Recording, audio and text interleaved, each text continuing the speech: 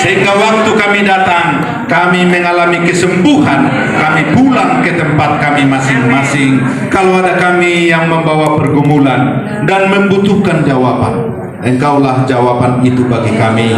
Dan setelah kami pulang hari Rabu, kami dipuaskan oleh Tuhan, kami bersuka cita di dalam Tuhan, dan kami membuat sejarah dalam kehidupan kami bahwa memang Tuhan itulah Tuhan satu-satunya yang mengasihi kami dan menolong kami.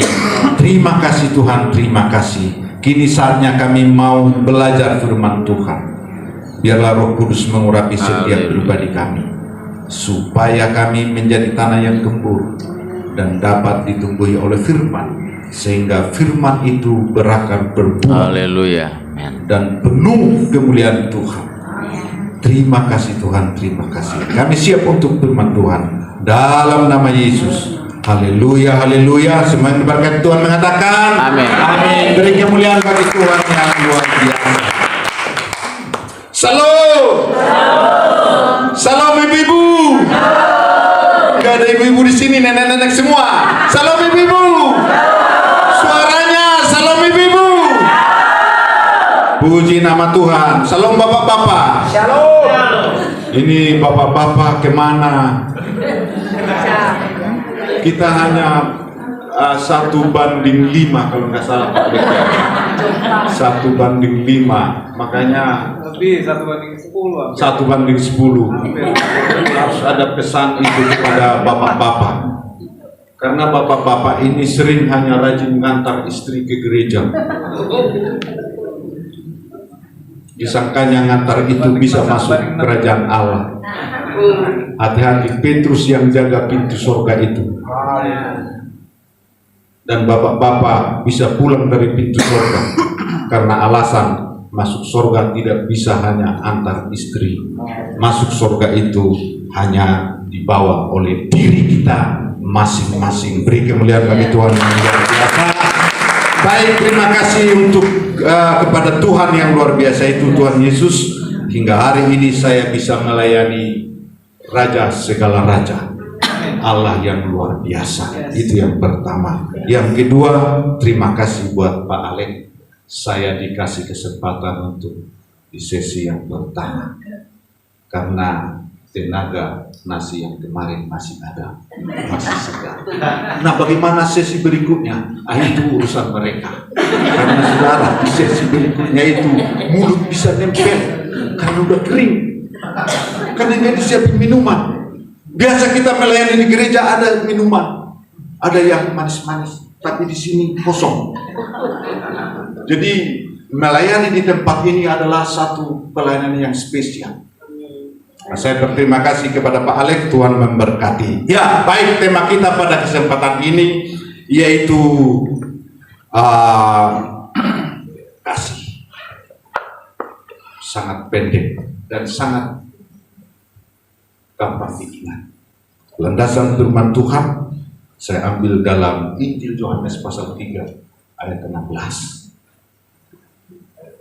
Karena begitu besar kasih Allah akan dunia ini, sehingga Ia telah mengaruniakan anaknya yang tunggal, supaya setiap orang yang percaya kepadanya tidak binasa, melainkan beroleh hidup yang kekal.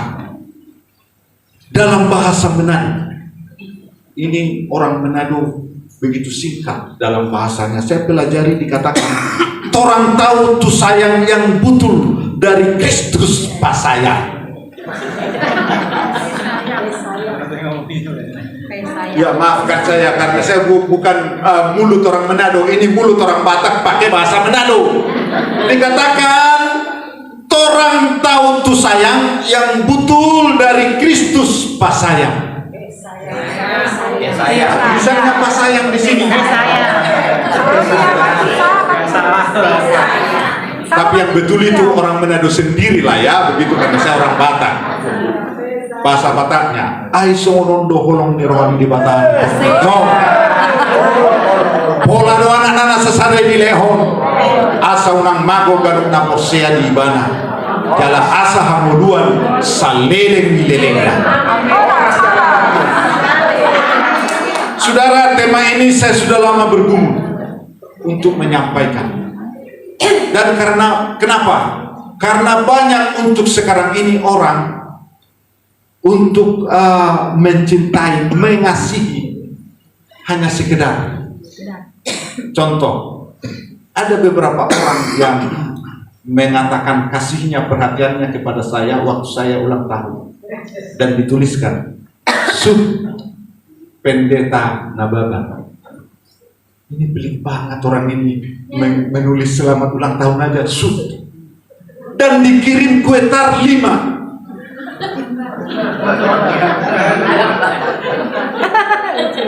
Kalau saya pikir diuangkan itu roti yang standar aja. Itu yang standar Pak Alek. Apa itu yang ada baling-balingnya itu? Holland Bakery. Saya lihat di Holland Bakery kue tar itu satu 350 rata-rata. Kalau dikali 5. Tapi sampai sekarang ini saya ulang tahun hanya gambarnya kue tar. Tapi orang itu seperti berjasa mengasihi saya. Berarti kasih itu tidak dibuktikan, tidak ada dasarnya, hanya pura-pura.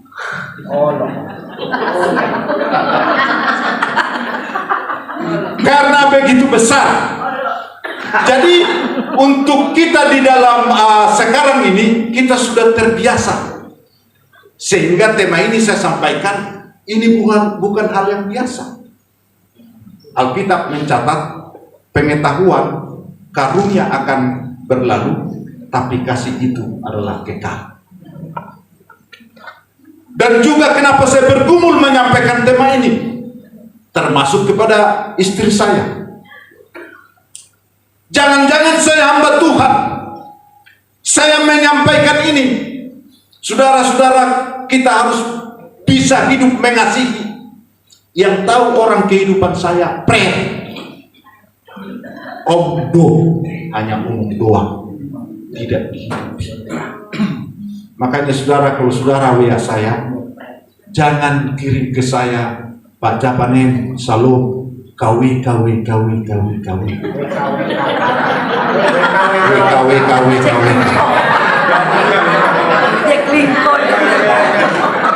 kirim dulu yang emoji. Ya emoji apalah itu? Atau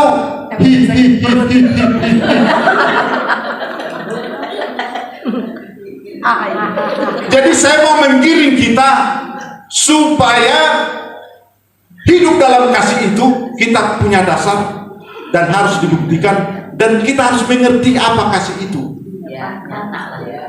Harus dinyatakan.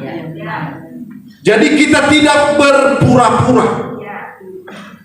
Karena banyak sekarang ini hidupnya berpura-pura. Pura-pura kaya. Padahal orang yang pura-pura kaya itu adalah capek dalam hidupnya.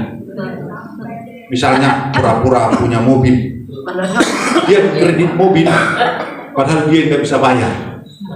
Kepura-puraan, berarti hanya casingnya aja. Nah, saya sampaikan tema ini supaya kita menghidupi, supaya mendarah daging kasih itu. Karena saya percaya kalau kita hidup di dalam kasih, yang mana kalau kita pelajari ada beberapa kasih, agape, storge, filia, dan lain sebagainya. Yang kita pelajari adalah agape, dalam bahasa lain agapaus, yaitu kasih yang searah, tidak menuntut balasan. Karena selama ini kita terlalu umum memahami take and give. Kalau engkau traktir saya, aku akan traktir engkau. Jika engkau memberi, akan saya beri. Jika kau baik, akan saya baik. Jika kau jahat, saya lebih jahat. Itulah pemahaman yang kita lakukan. Nah, tema ini akan membawa kita yang saya sebut mewujudkan kasih dalam hidup. Nah, bahasa Inggrisnya itu the great Islam. Apa itu dasarnya? Yaitu 3E. Nanti saya sampaikan 3E. Kalau dinyanyikan 3E gimana? E. 1, 2, 3. Siapa itu? 1, 2, 3. Ini kan masih biasa-biasa. Itu suara 1, 2, 3 gitu dong supaya enak. Bisa enggak? Bisa. Suara satunya gimana?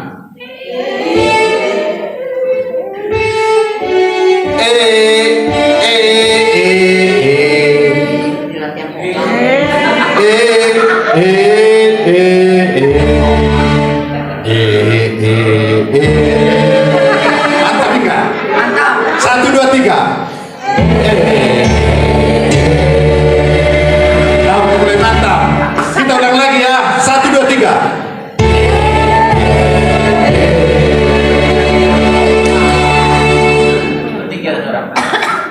The great is love. Bagaimana mewujudkan kasih dalam hidup?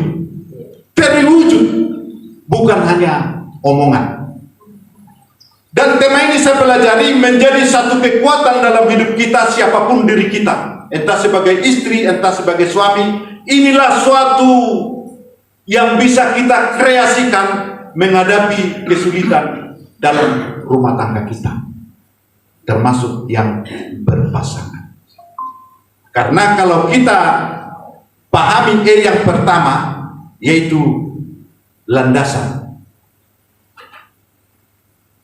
Jadi cinta Tuhan itu memiliki landasan, cinta yang searah itu. Saudara, jangan kita berpura-pura, jangan kita sepelekan yang namanya cintanya Tuhan. Karena hanya 2 hukum setelah Tuhan Yesus lahir di bumi ini, hanya 2 hukum. Kasihilah Tuhan Allah dengan segenap pikiranmu, dengan segenap hatimu, dengan segenap jiwamu. Itulah hukum yang terutama dan pertama. Hukum yang kedua, kasihilah sesama manusia seperti dirimu sendiri. Inilah yang terpenting yang harus kita pelajari. Dalam Alkitab dituliskan sebanyak 492 kali, yang tersebar di 457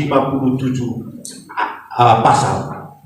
Sehingga kasih ini artinya ditulis berulang-ulang, artinya sangat-sangat penting, sangat-sangat berguna bagi kehidupan kita.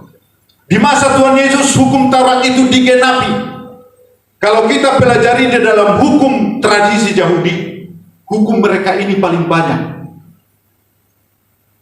Dari hukum beberapa ratus, beberapa ribu diturunkan 600 lebih, sampai diturunkan kepada hukum Taurat, 10 hukum Taurat di dalam perjanjian lama. Tapi setelah Yesus dengan kasihnya yang punya esensi, yang punya evidensia, dia menjadi satu, yaitu kasih. Karena dalam perjanjian lama, hukum Taurat itu tidak seorang pun bisa melakukannya. Dan benarlah Rasul Paulus menulis di dalam Roma 3:23, semua orang telah jatuh ke dalam dosa dan telah kehilangan kemuliaan Allah. Tidak satu pun yang tidak berdosa termasuk di ruangan ini.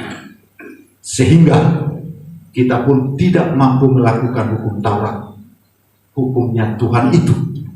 Sehingga datanglah Tuhan Yesus untuk menggenapi hukum Taurat. Tuhan Yesus datang bukan meniadakan hukum Taurat, tapi menggenapinya di dalam hidupnya. Sehingga Tuhan itu adalah kasih yang tergenapi dalam Yesus itu Kristus.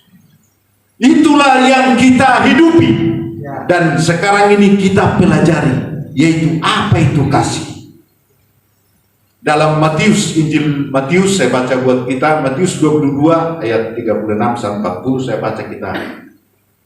buat kita semua demikian. Guru, hukum manakah yang terutama dalam hukum Taurat?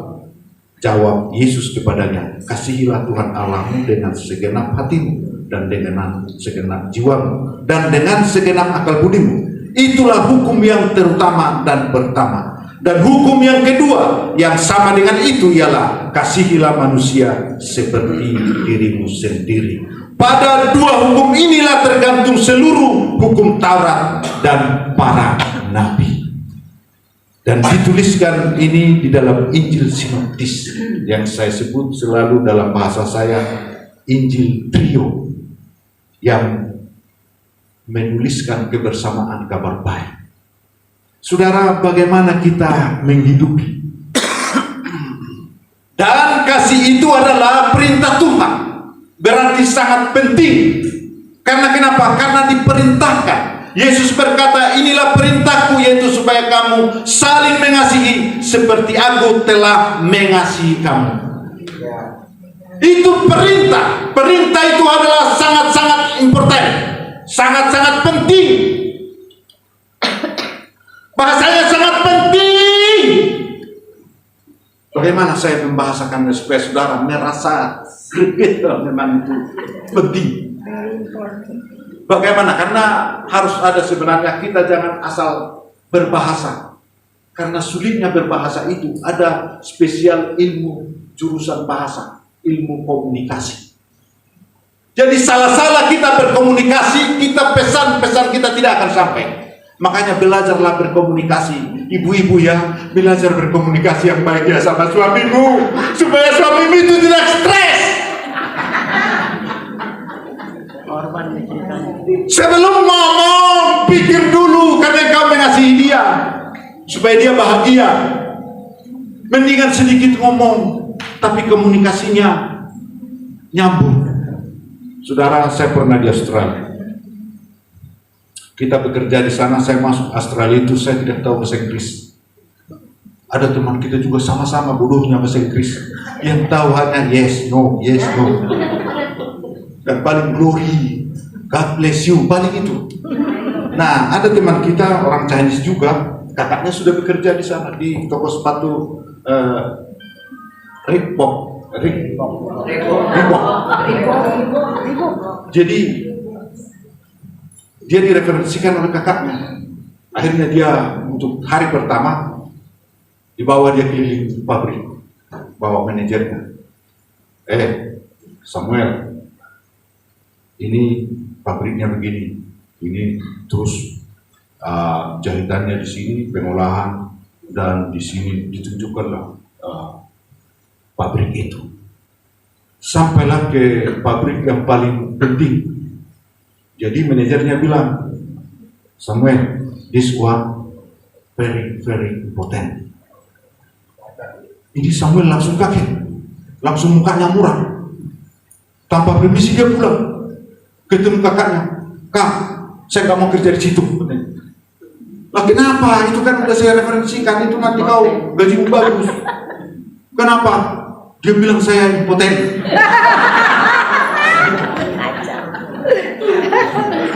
Kurang ajar itu katanya. Jadi akibat salah berkomunikasi, menanggapi komunikasi itu tidak nyambung. Padahal itu pabrik yang paling penting di Swan.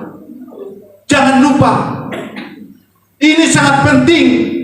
Nah, tema ini yang saya sampaikan ini, jangan lupa, ini sangat penting. Kepintaran, karisma,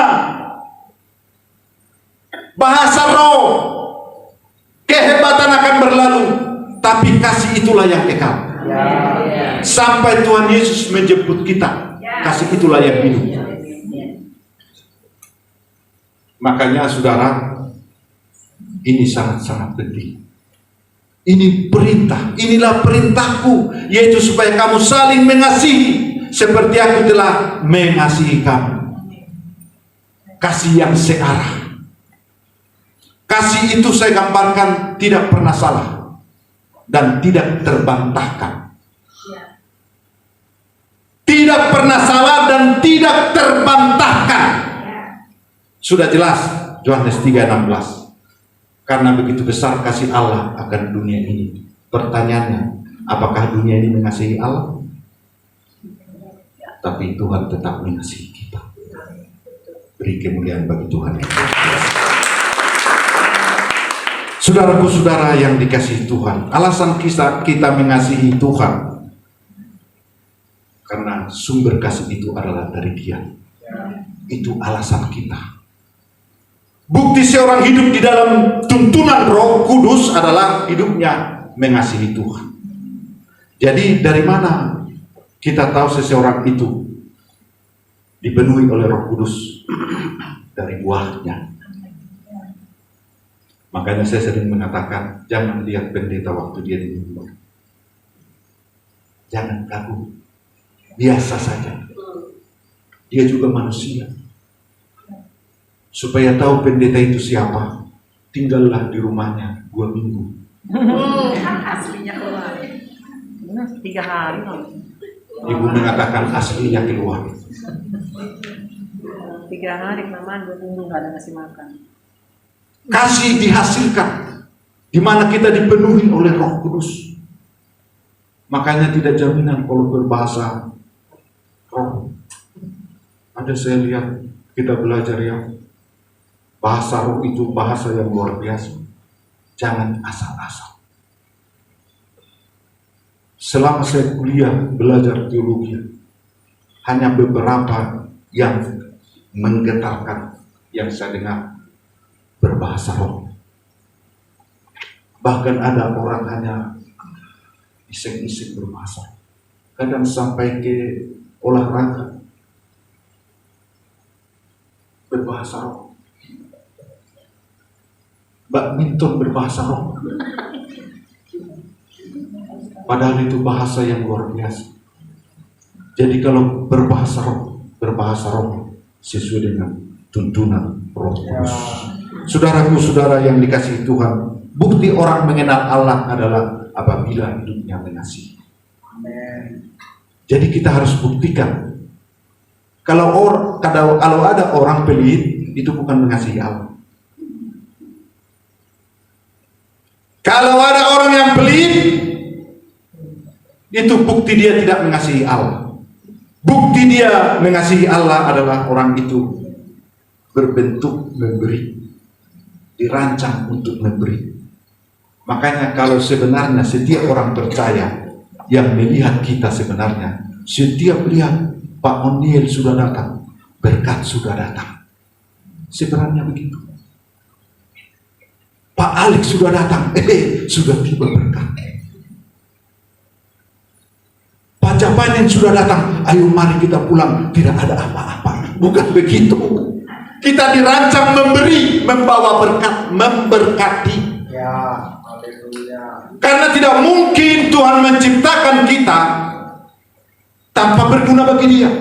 Saya percaya kita dirancang, di-grade supaya kita berguna. Pertanyaannya sekarang, kalau kita beli vas bunga, buat apa? Supaya berguna bagi kita. Itu vas bunga. Kalau Tuhan menciptakan kita, artinya kita berdampak, berguna bagi Dia, untuk kemuliaan Dia. Saudaraku, saudara yang dikasihi Tuhan, yang perlu saya sampaikan kepada saudara, ini Rasul Paulus menerapkan di jemaat di Korintus. Jemaat di Korintus adalah jemaat yang sombong-sombong, bahkan yang hanya mementingkan golongan.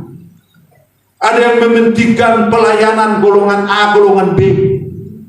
Tetapi justru kasih ini mau disampaikan secara universal, mengena kepada semua orang. Artinya semua perbedaan kita di sini, ada yang pintar, ada yang putih, ada yang cantik, ada yang hitam. Kita disatukan oleh namanya cinta, love. Walaupun dia pantanata di malam dia ngorok, kasihilah dia. Hanya itulah yang menutupi ngoroknya itu. Saudara, ibu-ibu, suamimu itu, saya balik dulu, bapak-bapak, istrimu itu dulunya tidak mau sama kamu. Kau aja yang datang bertubi-tubi, sehingga calon mertuamu itu bosan, lihat kau terus, akhirnya luluh hatinya, sehingga kau diterima menjadi menantunya. Kalau dilihat tingkah lakumu, kalau dilihat tingkah laku laki-laki, khususnya bapak-bapak, friend, saya lihat kalau nggak di dalam Tuhan, banyak duit repot, nggak ada duit makin repot. Artinya kenapa kita layak dengan Tuhan? Karena kasih itu menutupi segala kekurangan. Saudara, kalau saya membicarakan istri orang, saya tidak mau. Saya bicarakan istri saya. Istri saya itu bukannya makin cantik. Pak Tobin bilang jangan bully dong istrinya. Enggak. Kesaksian yang paling hakiki dalam diri saya adalah keluarga saya. Karena tema ini saya sampaikan juga pergumulan. Karena kenapa? Waktu istri saya dengar tema ini dan dia tahu tingkah laku saya, dan saya mengatakan kita hidup di dalam kasih, istri saya langsung bilang, "Pret!" Karena kenapa nggak sesuai dengan hidup saya? Karena tadi bahwa cinta kasih Tuhan itu 3E, ada esensinya. Sebentar lagi nanti saya sampaikan. Jadi ini benar-benar harus terjadi. Bukan hanya sekedar, bukan hanya hanya ungkapan, bukan hanya di dalam WA. Kirim WA.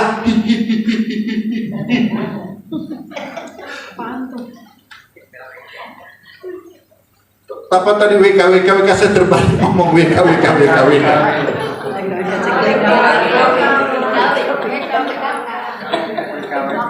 Jadi benar-benar terjadi kita hidupi, tidak asal-asal.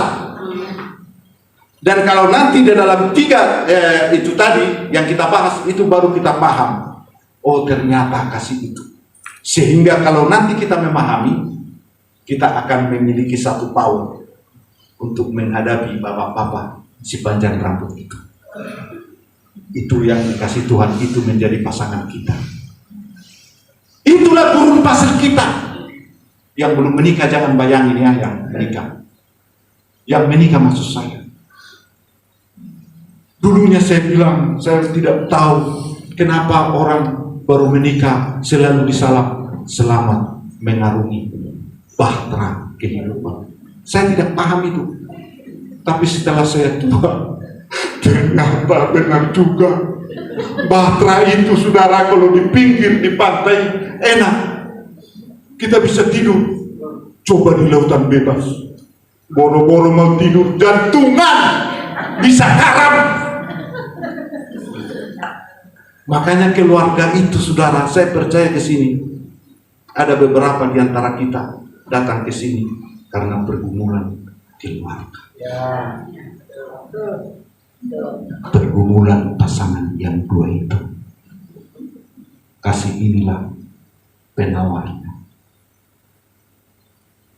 Makanya saya sampaikan ini. Saya rindu nanti pulang ada oleh-oleh yang saudara bawa ke rumah, sehingga tantangan yang selama ini merasa berat, sehingga saudara bisa menyelesaikannya dengan tempo yang sesingkat-singkatnya. Kasih itu memiliki power yang sangat luar biasa. Makanya ini sangat penting. Oleh karena itu Paulus menegur mereka keras, tanpa kasih semua tidak ada artinya. Sampai Rasul Paulus mengatakan, bagiku hidup adalah Kristus, mati adalah keuntungan. Saudara, dulu ya ibu-ibu ya, suami kita itu inilah pahlawanku, kan begitu. apalagi ada dia punya pekerjaan, dia ada usaha, ganteng pula, putih pula, sehingga setiap berjalan kita rangkul tangan, kita bangga. Jangan salah, ada waktunya. Dulu yang giginya lengkap bisa copot 5. Habis. Akhirnya dia ngomong yang dulunya mantap. Sekarang setelah tua, dia ngomong tidak jelas. Ada waktunya. Tapi kasih ini kekal sampai Tuhan Yesus datang. Inilah yang saya sampaikan kepada saudara. Nah, saudaraku-saudara yang dikasihi Tuhan, apa yang ada dalam kasih sehingga kita perlu menghidupinya? Berikut tadi 3E. Kita ulangi dulu, mana pemain musik ini? Kita ulangi dulu ya. 3E yang sampaikan. Pemain musik standby di situ, jangan pergi-pergi. 1. Satu,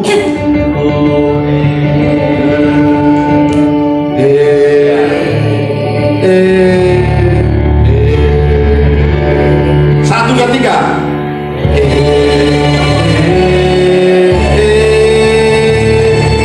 Ulangi lagi. 1, 2, 3.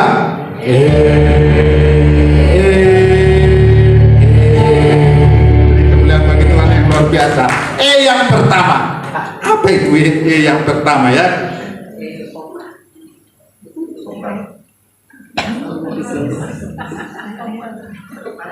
Yang pertama yaitu esensial.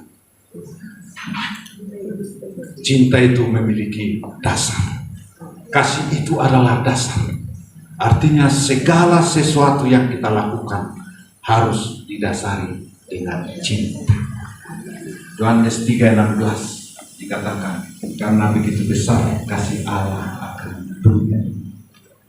Model apapun kita manusia di bumi, entah kelakuan kita, kebangetan, entah kita berdosanya selangit,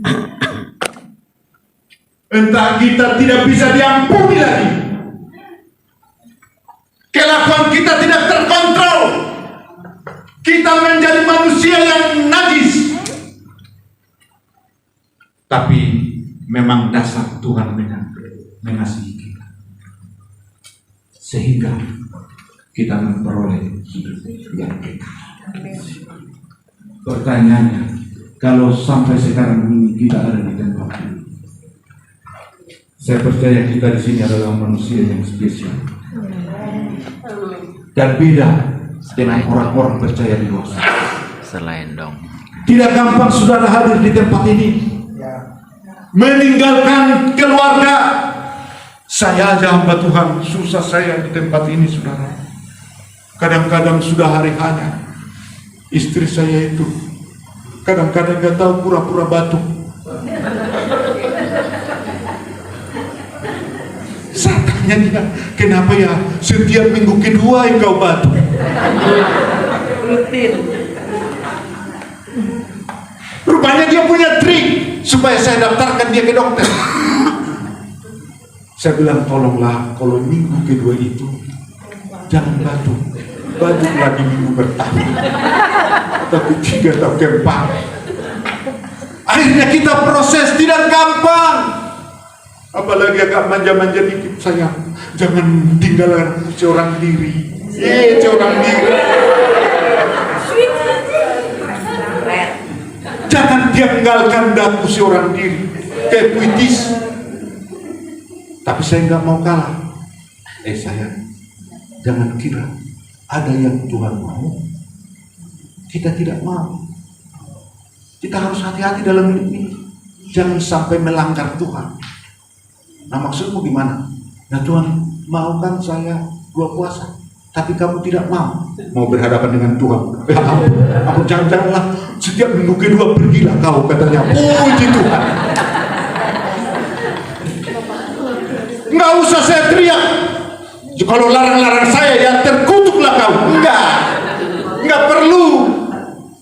Sampaikanlah dengan dasar-dasar mengasihi dia.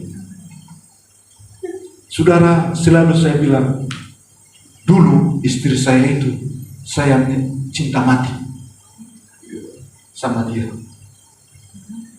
Tapi makin tua, saya mau tanya, kita makin cantik apa makin jelek? Vera aja dulu, jangan malu-malu, kita makin jelek. Cantik lah. Bentuk badannya, Enggak juga. oke lah. Dulu saudara, saya ini, dulu ini saya itu kencang. Sekarang udah melar begini. Itu dulu gigi saya lengkap. Sekarang udah ada jendelanya. Berarti segala sesuatu, kegantengan, kecantikan, kita tinggalkan pelan-pelan. Tapi yang kekal adalah kasih itu. Sehingga bagaimanapun model istri saya waktu dia di masa tuanya ini, saya tetap makin sayang. Dasarnya apa? Karena cinta. Bukan dulu mungkin saya terperangah karena bentuknya, tapi saya mengasihi dia, alasannya, dasarnya karena cinta dari Tuhan. Kalau aku mencintai dia, saya tidak mau cubit, karena waktu saya cubit, dia juga sakit. Kalau saya sayang sama dia, saya nggak mau sembarang ngomong, karena dia tersinggung pun. Kalau saya tersinggung sakit juga. Ibu-ibu, hati-hatilah ngomong pada suami, karena dirimu juga itu. Berarti dasar mengasihi ini adalah satu power bagi kita untuk menghadapi kesulitan-kesulitan, bahtera gelombang-gelombang yang menerpa keluarga kita. Sehingga nanti waktu pulang dari tempat ini, kita harus menerapkan dasar daripada kasih itu. Tidak ada kepura-puraan. Kadang kalau saya lihat ibu-ibu kan biasanya emosian, perasaan. Saya lihat ada orang Batak, kakak beradik perempuan, satu di Surabaya, satu di Jakarta. Nah, biasanya kakak beradik orang Batak itu suka pinjam-pinjaman, pinjam baju. Nah, yang dua ini pinjam cincin. Dia pinjam-pinjam ini kan pakai itu. Nah, entah kenapa kakaknya yang di Jakarta ini meninggal, tinggalnya di gang. Ya, tentunya kan kalau kakak beradik, adiknya dipanggil Tuhan kan sedih. Dia pulanglah naik pesawat dari Surabaya, masuk ke gang rumahnya itu karena tidak sering berkunjung ke sana. Dia langsung turun dari taksi, langsung lari ke gang kakaknya itu. Begitu dilihat ada bendera kuning, langsung dia masuk ke rumah itu, dan dia langsung menangis meluap-luap. Kakak, kenapa engkau duluan? Bu, tasnya ketinggalan. Mana tas saya tadi? Mana tas saya? Dia berhenti nangis. Mana tas saya tadi? Mungkin duit banyak di dalam. Dilanjutkan lagi dia menangis. Kakak, kenapa engkau duluan? Cincinmu masih saya pakai, kakak, katanya. Makin lama dia menangis, rupanya dia makin sadar. Kakak, kenapa kau dulu tidak punya kumisan, sekarang jadi berkumis? Nah, orang mulai curiga. Nah, ini ada urusan orang meninggal dengan kumis. Akhirnya, bu, ada di sini dua orang meninggal, satu di sini, satu di sana. Akhirnya ditutup nangisannya begini. Saya sudah salah menangis. Akhirnya dia pindah. Ternyata kakaknya itu di ujung gang.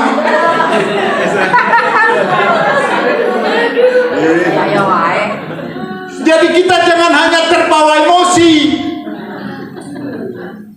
Mengasihi itu bukan hanya meluap-luap karena nangis dan lain sebagainya. Harus ada dasarnya. Ya, haleluya. Dan kasih itu hanya searah, Ya. tidak menuntut balas. Saudara, saya kagum dengan Pak Alex. Kagum karena Tuhan, bukan karena kagum karena ganteng. Biarlah ibu itu yang kagum mengenai itu. Karena kenapa? Dia melakukan ini, dia turun dari nyaman ke tidak nyaman. Karena dasarnya apa? Mengasihi. Dia tidak digaji. Dan saya belajar untuk sebagai hamba Tuhan, selalu saya sampaikan, saya tidak mau transaksi kepada Tuhan. Justru kalau saya dibayar melayani, saya merasa mengkhianati. Kalau saya melayani Tuhan karena sesuatu bayaran, saya mengkhianati kasihnya Tuhan yang begitu besar bagi saya. Sehingga saya membalik hamba Tuhan. Sehingga setiap kita lihat hamba Tuhan sepertinya butuh pertolongan. Dan saya pelajari di hari-hari terakhir ini, gereja yang memampatkan sebagai mata pencaharian, biarlah kami hamba-hamba Tuhan itu diampuni oleh Tuhan. Amen. Supaya berbalik. Kita bukan dikengkit kepada Tuhan. Kita belajarlah mengasihi dengan dasar apapun yang kita lakukan, dasarnya adalah kasih. Saudara, esensial yang pertama. Esensial, apa esensinya?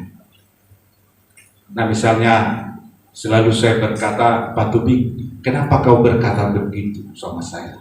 Apa esensinya? Apa dasarnya? Nah, ke pasangan kita juga begitu. Sayang, kenapa engkau menyalahkan saya? Apa dasarnya? Jangan asal marah. Supaya jelas. Artinya kalau kita mengasihi, dasarnya apa? Kalau kita berbuat segala sesuatu, dasarnya karena mengasihi, tidak ada yang lain. Dan saya percaya kita datang ke tempat ini karena kita mengasihi Tuhan. Kadang kita diberkati Tuhan di luar pemikiran kita. Saya diberkati Tuhan di luar pemikiran saya. Sampai saya nangis termehek-mehek. Apa bahasa yang termehek-mehek? Seduh. Dari kisah. Lebih dalam lagi.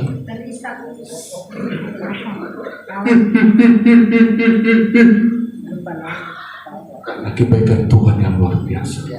Tidak terbahasakan lagi. Tidak terjangkau lagi kebaikannya.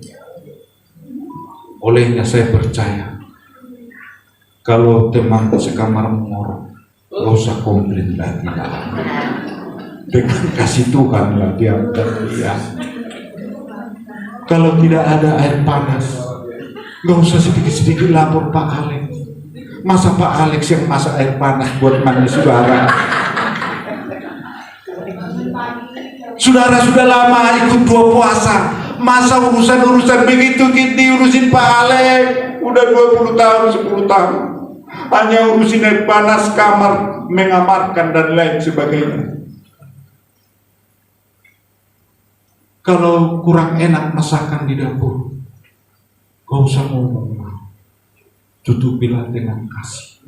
Itulah dasar kita, dasar mengasihi. Segala sesuatu yang kita lakukan dasarnya adalah kasih. Istri saya itu nggak pintar masak karena dia bekerja, tapi masakan apapun yang paling enak masakan dia. Padahal kadang-kadang garamnya juga nggak jelas. Tapi waktu kita makan masakan dia, sayang, istri kita itu sebenarnya kan senang dipuji. Jadi waktu dia masak aja, dia sudah memikirkan waktu-waktu kapan dia suaminya itu memuji. Makanya kadang-kadang ada suami yang bodoh, sudah masakan istrinya kenyang, dia langsung tidur. Padahal istri kita itu menunggu kapan dia dipuji. Nah, waktu istri saya sudah masak, karena saya tahu dia udah bau garam, bau merica, bau bawang semua. Padahal untuk masak untuk satu orang bisa 3 jam. Saya pikir ini istri saya masak apa ya? Untuk masak satu kampung udah bisa dari tadi, tapi untuk masak untuk saya itu 3 jam 4 jam. Dan semua ramai luar biasa. Begitu kita makan, sayang, bagaimana? Enak enggak? Tuhan, berilah aku kekuatan untuk menyampaikan perkataan, untuk tidak berdosa. Kan begitu? Kita tidak boleh bohong loh. Dan saya bilang, sayang, memang kadar masakan itu termasuk kadar tinggi. Saya bilang gitu supaya terjawab semua. Kalau kebanyakan garam, ya kadar garamnya tinggi, kan begitu? Dia tidak tersinggung. Karena kenapa? Saya berkomunikasi dasarnya cinta.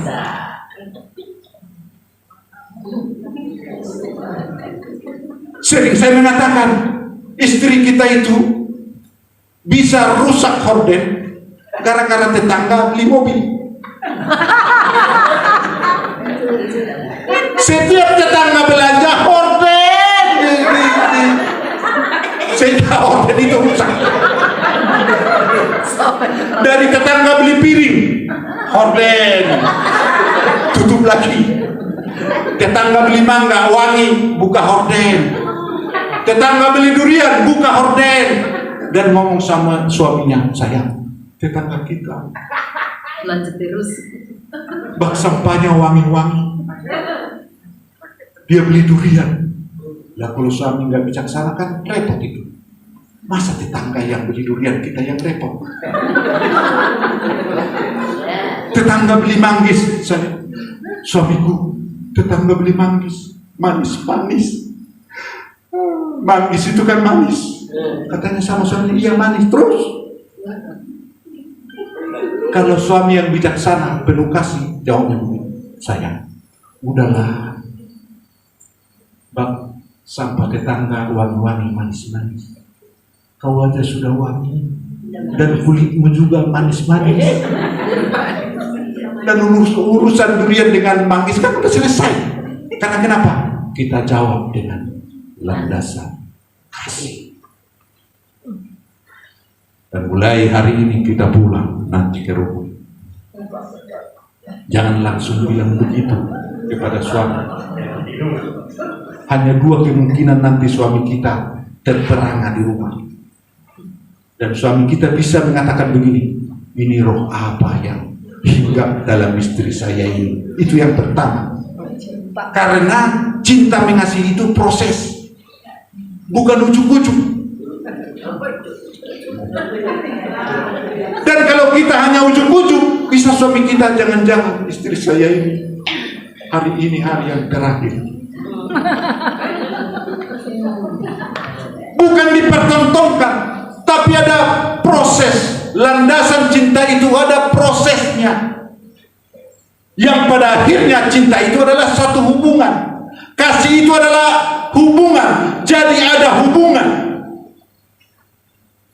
Kepada siapa kita yang paling terhubung di bumi? Adalah keluarga, yaitu suami istri. Di samping utama mengasihi Tuhan, hubungan kita yang sangat menentukan dengan Tuhan, kita berhubungan dengan pasangan kita. Cinta orang itu saling mengasihi dengan dasar kasih, itu kelihatan. Saya paling berhubungan dengan istri saya. Saya kalau minum teh, nggak perlu saya bilang begini, sayang, saya minum teh manis, tolong bikin teh manis, gulanya 2 sendok, dan airnya panas semua. dan taruh di gelas dan taruh di sisi kanan meja, dan kursinya agak jauh sedikit, dan kalau ada buka jendela supaya terang. Akhirnya saya nggak minum teh. Kalau saya sama istri saya karena ada hubungan yang baik dengan dia, kalau mata kiri saya berkedip, itu artinya teh manis. Kalau sisa mata kanan saya berkedip, itu air putih. Itu karena ada hubungan. Coba sama Serli, saya kedipin dia begini. Karena tidak ada hubungan seperti istri saya. Saudara akan bilang pendeta.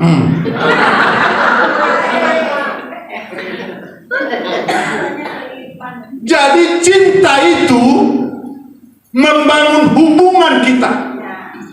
Yang mana kalau selama ini Bapak Ibu terganggu hubunganmu dengan pasanganmu itu, cinta inilah yang menutupi segala kekurangannya.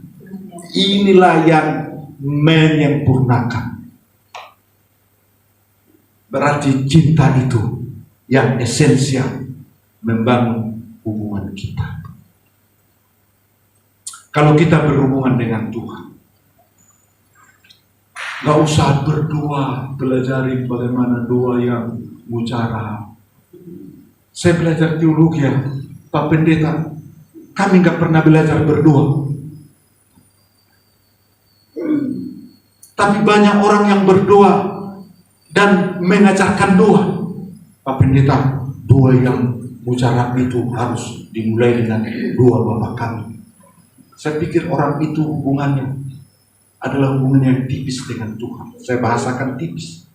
Tapi dikala kita berhubungan dengan sempurna, terhubung dengan Tuhan, kita tidak ucapkan lagi permintaan kita. Kita tidak baca lagi apa yang kita inginkan. Bahkan karena kita begitu mengasihi Tuhan, berharap kepada Tuhan, kita hanya berdoa dengan air mata. Yang saya sebut itu bahasa air mata. Dikala saya sudah menghadapi masalah yang besar, saya hanya masuk kamar dan menangis. Memang badan yang besar begini gagah, bisa juga nangis loh. Karena kenapa? Karena cinta Tuhan. Itulah yang menyempurnakan. Itulah esensial kasih. Itulah dasar. Jadi mulai hari ini milikilah dasar mengasihi. Segala sesuatu yang kita lakukan didasari oleh karena kasih. Yang kedua yang perlu saya sampaikan, yang kedua, berikut yang kedua, yaitu evidensial. Apa itu evidensial? Kasih itu harus dibuktikan. Tidak asal ngomong, karena begitu besar kasih Allah akan dunia ini, sehingga ia telah mengaruniakan anaknya yang tunggal. Dia memberikan anaknya yang tunggal, yang hari Jumat yang akan datang kita rayakan sebagai Jumat Agung. Saudara, Natal saya bersuka cita, tapi Jumat Agung saya lebih bersuka cita. Karena kenapa? Di salib itulah dibuktikan bahwa Tuhan menyelamatkan saya. Di salib penderitaan itu, di salib yang terkutuk itu, disitulah saya diselamatkan. Orang yang berdosa ini, orang yang tidak berguna ini, di salib itulah dibuktikan kasih Tuhan itu terbukti bagi saudara dan bagi saya. Beri kemuliaan bagi Tuhan. Evidensialitas, pernyataan yang dapat dibuktikan. Jadi kalau kita mengasihi, kita harus membuktikan. Kasih adalah perbuatan, bukan hanya perasaan. Kasih itu pengorbanan dan dibuktikan. Jadi dulunya saya bercita-cita jadi pendeta supaya hidup berkecukupan. Karena saya lihat pendeta kalau sudah terkenal hidupnya mantap luar biasa. Benar kan? Dan bahkan sekarang ini kita susah membedakan mana artis, mana pendeta. Karena pendeta turun dari Alpat, artis juga turun dari Alpat. Pendeta rumahnya di Kelapa Gading, artis juga rumahnya di Kelapa Gading. Dan kalau saya lihat artis belanja, itu gerobak bisa berderet. Dan pendeta juga belanja branding. Pertanyaannya, kalau kita melayani Tuhan, mengasihi Tuhan, adakah di dalamnya pengorbanan? Kalau saya lihat sih kedatangan saudara ke tempat ini, sudah ada tanda-tanda pengorbanan. Yang dulu bangga, hanya tanda-tanda, belum dibuktikan. Buktinya apa? Saya sering mengatakan, berikanlah yang terbaik untuk Tuhan. Saya kadang-kadang orang lihat memberi persembahan. Saya lihat, kalau kau memberi persembahan, kenapa kau kekang keras-keras? Saya bilang, ya Pak Pendeta, kalau kita memberi, jangan tangan kiri tahu. Oh, jadi begitu. Tapi saya lihat, kau kekap, saya lihat. Saya bilang, emang Pak Pendeta lihat? Iya. Emangnya berapa Pak Pendeta? Iya. Saya lihat persembahanmu 2.000.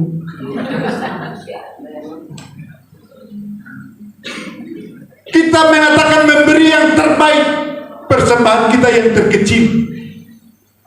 Mungkin yang terkecil di dompetnya 2.000. Kalau ada yang 1.000, dia kasih yang 1.000 dan dikekang. Itu yang 1.000 itu pun stres masuk ke kantong persembahan. Berarti kalau kita mengasihi Tuhan, memberikan yang terbaik. Di tempat ini, memberi itu searah. Di tempat ini kita diberkati oleh Tuhan. Pak Alex sering bilang, menaburlah di tempat yang subur. Dan saya mengalaminya. Saya sampai menangis. Tuhan memberkati saya. Saudara, waktu saya ikut 2 puasa yang pertama, saya mengatakan saya bahagia. Boro-boro bahagia. Saya ketakutan. Karena yang ikut yang sudah lama itu nakut-nakutin saya. Pak Nababan, waktu saya ikut puasa itu, saya pingsan 3 kali. Pingsan 3 kali.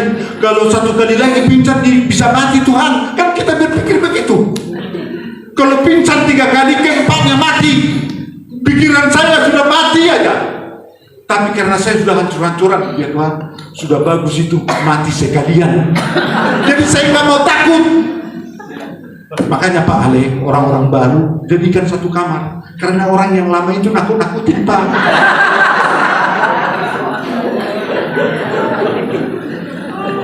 Pak Nababan, hari ketiga Pak Nababan, perut sudah ketemu dengan punggung.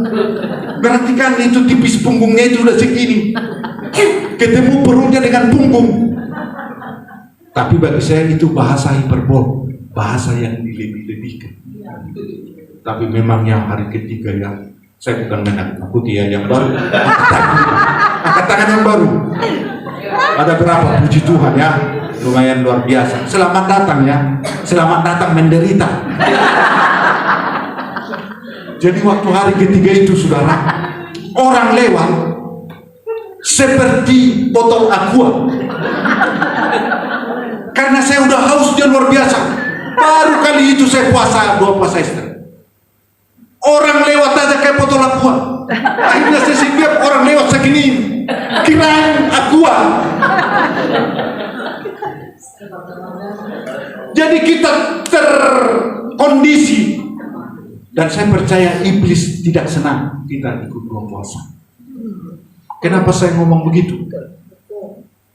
Karena peperangannya luar biasa. Saudara, saya pingsan di kamar mandi. Padahal tempat duduk kita dekat. Dan saya seperti bayi. Karena udah nggak kuat lagi berdiri. Waktu saya seperti bayi begitu ke tempat tidur, dengan serius saya ngomong dalam hati, Tuhan, ini kesempatan yang terindah Kau jemput aku ini. Karena saya sudah hancur-hancuran, nggak ada harapan, hanya kepada Dia. Ya tentunya kan kalau kita berharap kepada Dia, tujuan pikiran kita hanya Dia. Kadang-kadang dengan Pak Tobing hari kedua kita keluar. Kita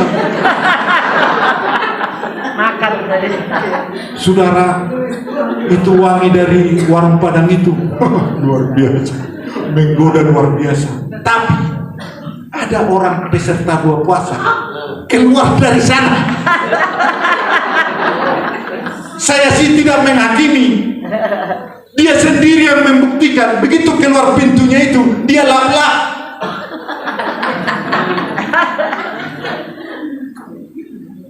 Ngapain dia?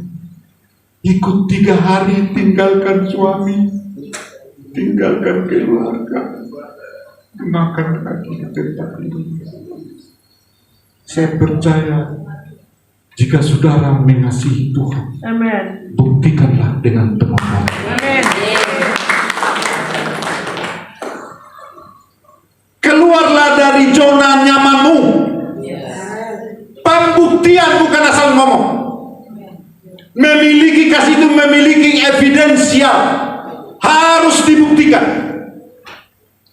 Itulah menjadi kenyataan yang menjadi mendarah daging dalam kehidupan kita.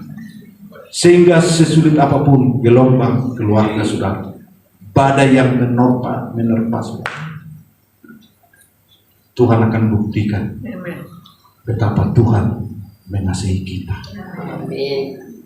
Ada lagu yang sebenarnya pujian ini tidak ada kata cinta, kata kasih, tapi luar biasa pujian tadi kita nyanyikan, yaitu lagu Lingkupi.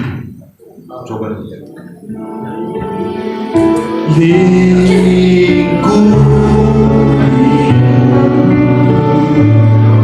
dengan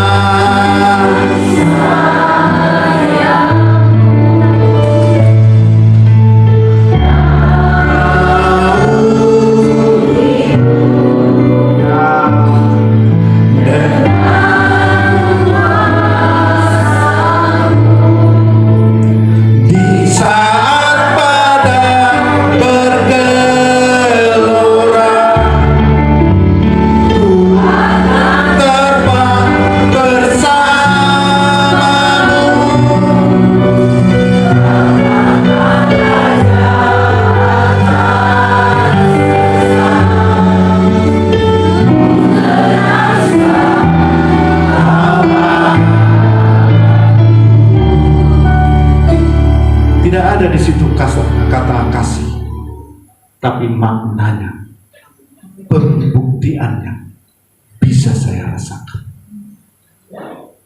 Seberapa besar pergumulan, seberapa besar kesulitan yang kau hadapi, katakanlah Tuhan itu sudah membuktikan di Yerusalem. Dan dikatakan Tete Lestai sudah selesai. Beri kemuliaan bagi Tuhan yang luar biasa. Haleluya, haleluya. Yang terakhir, yang terakhir, kita nyanyikan dulu yang tadi. Masih ingat ya suaranya ya? Satu.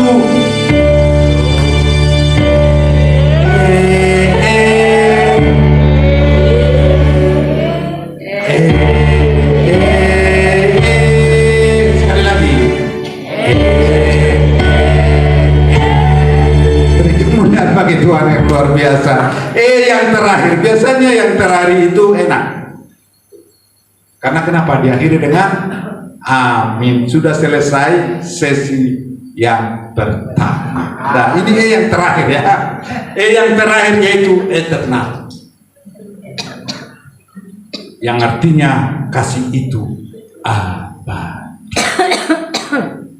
Rasul Paulus mengatakan hikmat pengetahuan bahasa roh akan berlalu, tetapi kasih itulah yang kekal. Di Yohanes 3 ayat 16 dalam bahasa Inggris dikatakan di bagian terakhir, but have everlasting life. Supaya setiap orang yang percaya kepadanya tidak binasa, melainkan beroleh hidup yang kekal. Berarti kasih Tuhan itu membuahkan,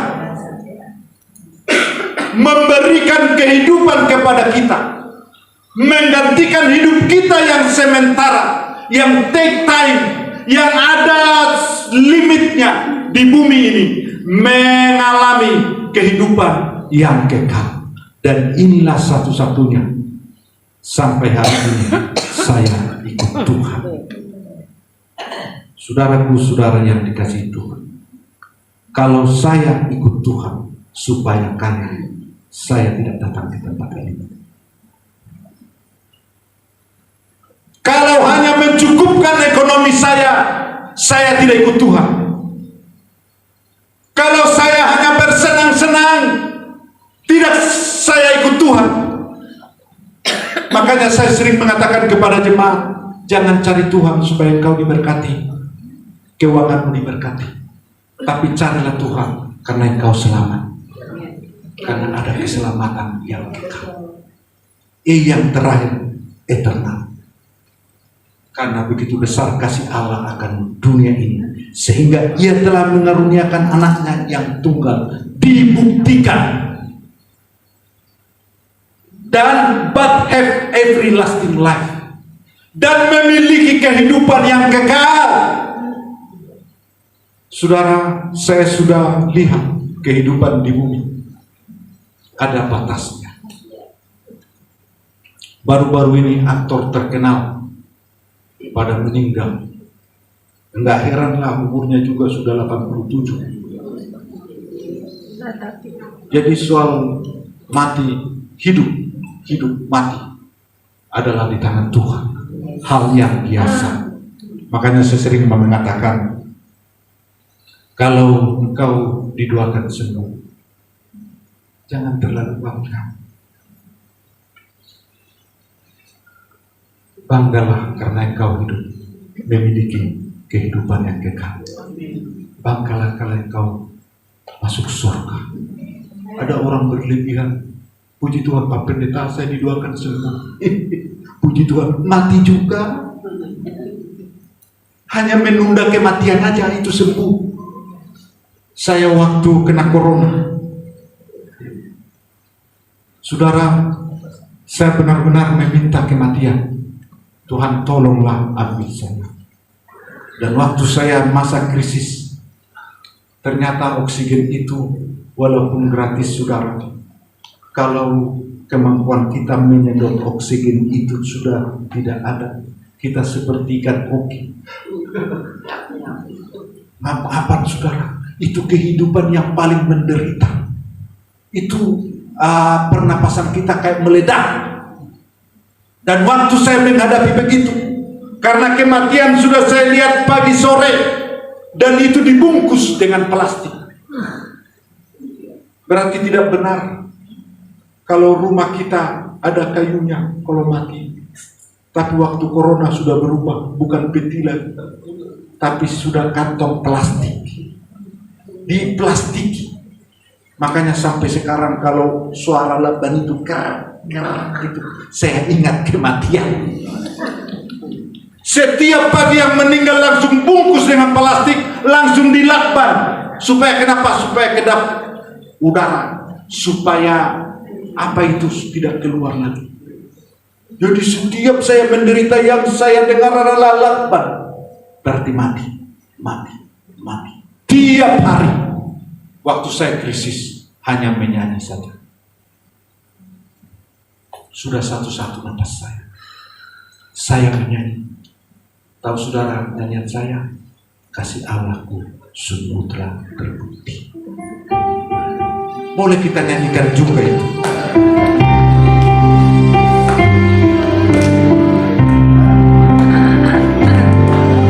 Kasih Allah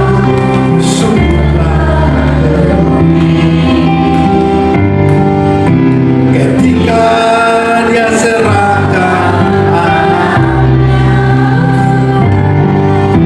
kasih Allah mau berkorban lagi karena aku ada kasih seperti kasih bersyukur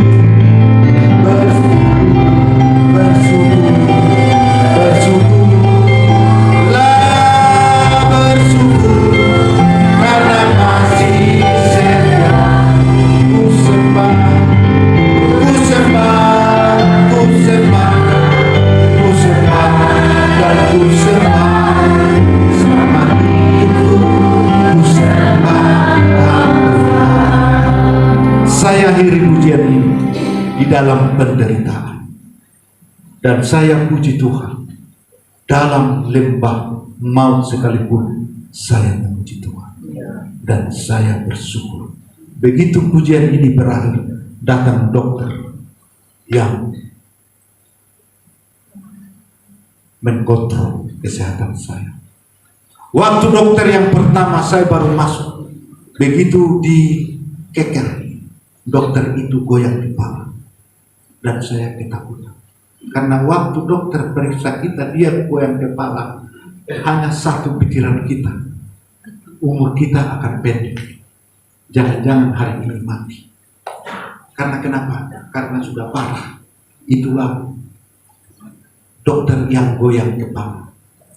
Ditaruh makin bawah di perut saya, makin goyang kepala. Itu hari yang pertama dan kematian yang saya pikirkan. Hari yang ke-6, waktu saya masa-masa krisis, hari ke-7 dan ke-8, dokter yang sama memeriksa. Dia periksa pernapasan saya, dia goyang-goyang kepala juga.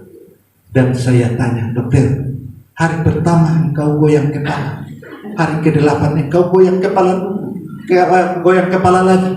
Ini goyang kepala apa ini, dokter? Iya. Waktu kau hari pertama itu dadamu, pernapasanmu sudah putih semua.